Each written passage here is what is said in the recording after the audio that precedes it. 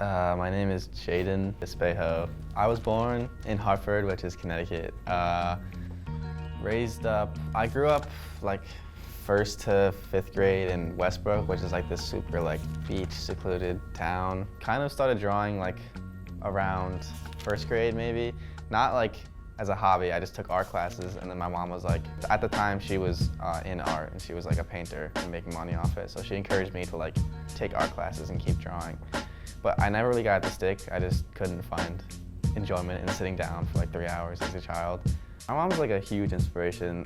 She's like insane. I don't know. She started drawing really young, and she just kept at it for like ever. Like her job was to take inspiration from other people and like create her own things as an artist. So like as a home life, she would also take inspiration. So because of that, I was able to get like outside views and outside like cultures, and like that kind of kept me sane.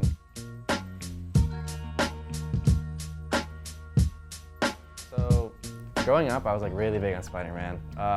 He's like awesome. I'm still really big on Spider-Man. I don't think I'm ever gonna grow out of it. I would say Spider-Verse is probably the biggest influence, as like every other artist probably says. It's just amazing. Like the art style, it's like what got me to start drawing, like actually in the first place. I watched that movie and I had like an awakening. And then it took me 2 years to get into it, but then I actually started drawing.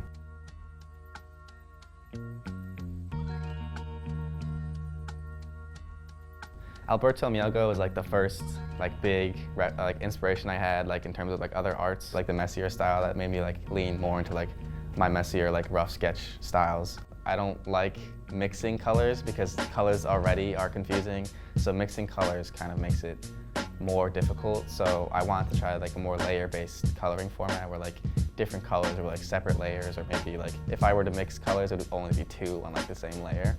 In like kindergarten or 1st grade, we were doing like a coloring book activity, and the teacher like saw what I was coloring, so she like talked to my mom, and she told her like, oh, these colors are like way off, you should like check if he's colorblind. So then we went to like see if I was colorblind, and like the doctor was like, yeah, he's pretty colorblind. And how'd that make you feel? I was like too young. I was like, oh, that's cool, I can like tell my friends I'm colorblind. Like, I don't know, it just felt like something to brag about when I was like 6. So Pro-Tan is red-green, but that doesn't, like, I don't know why they call it red-green. I guess maybe, like, my color blindness is different, but, like, I don't mix up red and green. I think the label just helps classify some people, but, like, when it comes down to it, color blindness is too, like, individualized to, like, accurately label, like, one separate, like, thing. So I did a color blindness test, and the only one I got right was the base to make sure that I can see in general. So they were like, yeah, he's really severely colorblind. He's in like the top 0.03% of like Pro-Tan.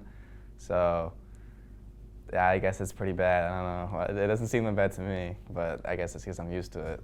Like, oh, this seems like the right color. But recently, my girlfriend made me like a named color palette. So I use that whenever I need, like I know the specific color I need, I just use that. But if I don't know the color, I kind of just go with my gut, and usually it works out. So it kind of like allows me to like not have to worry about like boundaries that are set by color, like, oh, you can't do this and this with like that color and this color. Like to me, it just seems like I don't see why I can't do that.